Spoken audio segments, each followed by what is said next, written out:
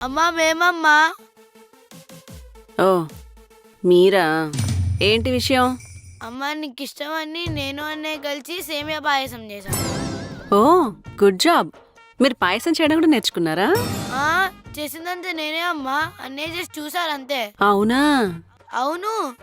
నీకో విషయం తెలుసా? ఆ, అసలు ఈ ఐడియా ఇచ్చింది కూడా నేనే.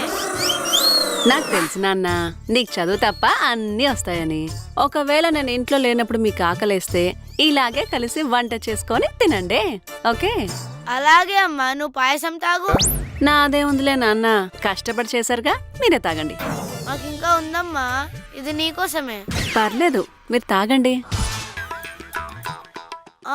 మేము తర్వాత తాగుతామమ్మా. ఇప్పుడు మీరు తాగండి, చల్లారిపోతుంది.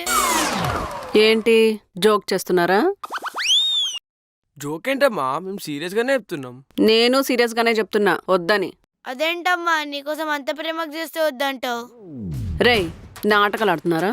నేను ఈరోజు ఫాస్టింగ్, పచ్చి మంచినీళ్ళు కూడా తాగనని తెలిసి కావాలని నన్ను ఏడిపించడానికి నాకు ఇష్టమైన పాయాసం చేసి నన్ను తాగమంటున్నారు కదా?